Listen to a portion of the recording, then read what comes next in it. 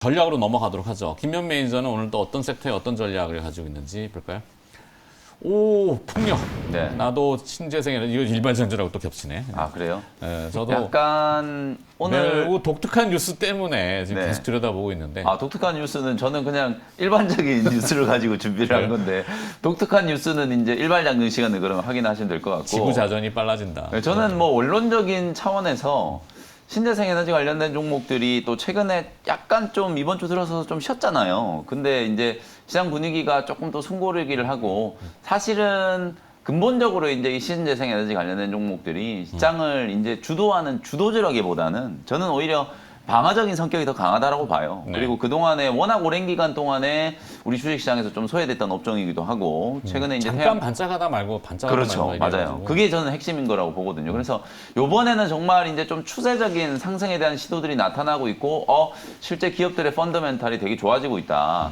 실은 여러분들이 지금 이제 주가가 움직이는 게 이게 또 미국의 인플레이션 감축 법안 때문에 움직이는 거다라고 생각을 하지만 외국인과 기관들은 그 감축 법안에 대한 얘기가 나오기 한참 전부터 이미 태양광 풍력에 대한 종목들을 매집을 좀 진행을 좀 하고 있었거든요. 그렇죠. 그걸 이제 막상 2분기 실적을 딱 열어보니까 얘네들 실적이 그동안에는 정말 뭐 계속 적자가 난다거나 또 투자 지연되고 어쩌고저쩌고 이런 이슈들 때문에 실적 성장이 좀 안 되다가 2분기 때는 숫자로 확인된 실적, 특히 이제 태양광 관련된 종목들이 연이어서 뭐 현대에너지 솔루션이라든지 하나솔루션인데 이런 기업들이 어닝 서프라이즈를 기록했고 풍력 관련된 기업들도 실제로 실적 발표를 해보니까 기대치를 상회하는 어닝 서프라이즈가 나온 거예요. 그러니까 이게 사실 인플레이션 감축 법안이 시행되기 이전에 이미 미국에서는 이 신재생 에너지와 관련된 투자들이 재개가 됐다. 그 부분은 무슨 얘기냐면 좀 거창한 얘기일 수 있지만 우리가 전기차로 내연기관차가 없어지고 전기차로 이제 패러다임이 이렇게 전환되고 있는 이유가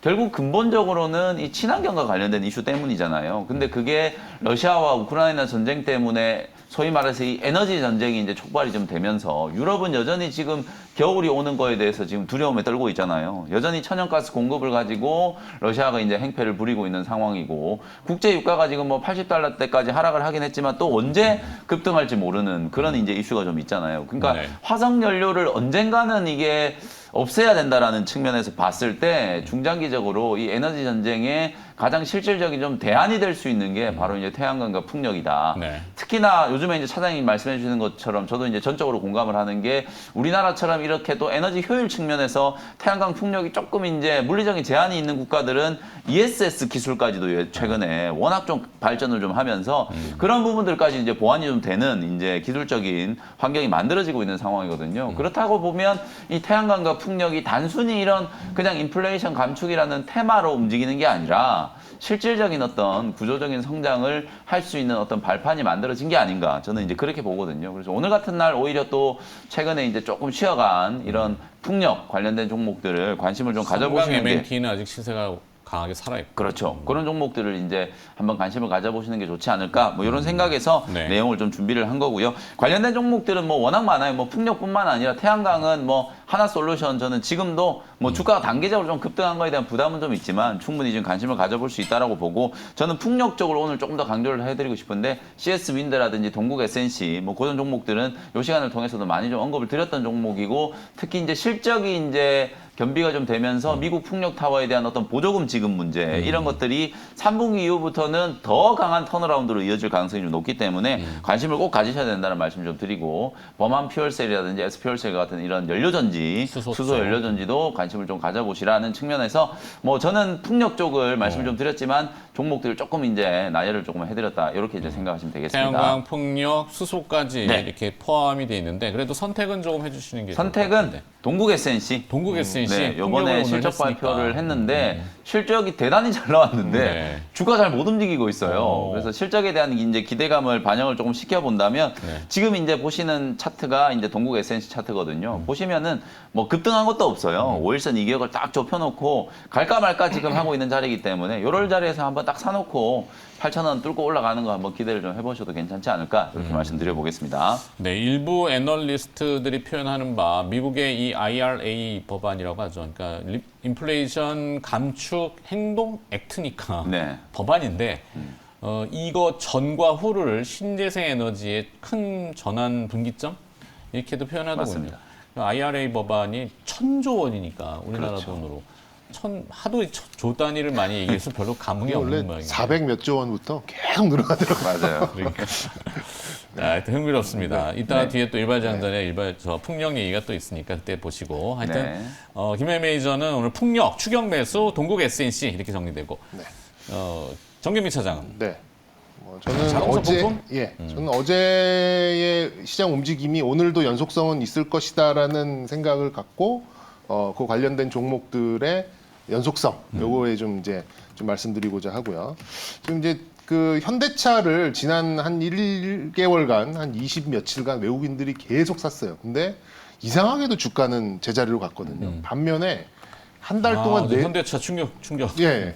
반면에 한 달 내내 외국인들이 샀던 현대 미포조선은 외국인들이 사는 대로 주가가 반영이 좀 나왔거든요.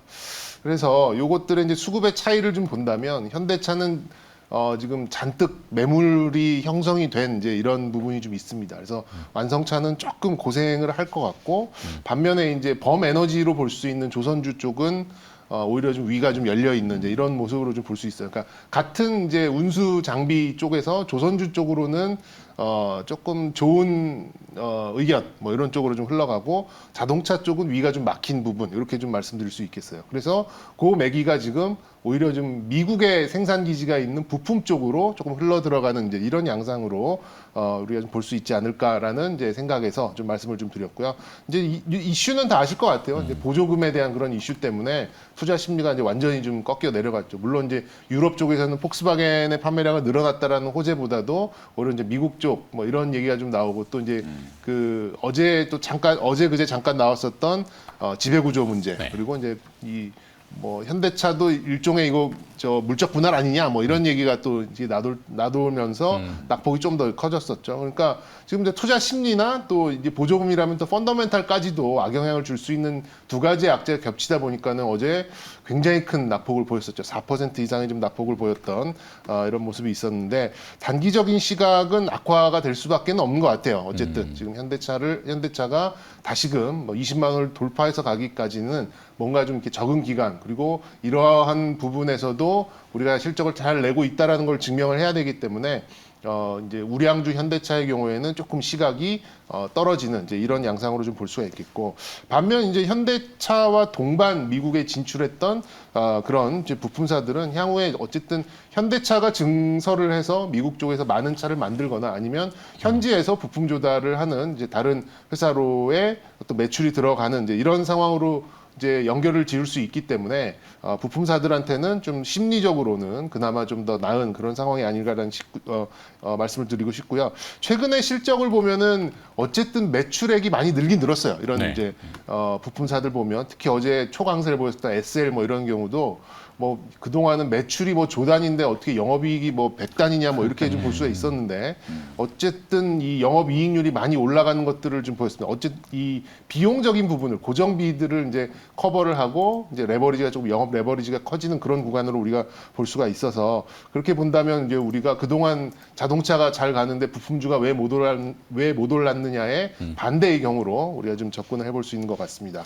또 하나 덧붙이자면 타이어 업체들도 긴 조정을 끝내고 이제 미국 현지 증설을 또 작년부터 했었잖아요. 네. 그런 좀 영향을 또 받을 수 있을 것 같고 최근에 운임 지수도 많이 하락을 해서 타이어 업체들도 이익률, 그러니까 마진 폭을 좀 늘려갈 수 있는 이제 그런 시기를 맞았다라고 좀 결론 낼 수 있을 것 같아요. 그래서 전체적으로는 이제 완성차는 조금 무거운 분위기, 그다음에 그 아랫단에 있는 부품주들은 완성차보다는 좀 좋은 수급 양상에서 또 투자 심리도 좀 개선되는 그런 상황 이렇게 좀 보시면 좋을 것 같고요. 관련된 종목으로는 한국타이어앤테크놀로지, KB오토시스 이렇게 좀 말씀드리겠습니다. 타이틀이 바이오처럼 자동차 부품주도 그냥 물음표예요.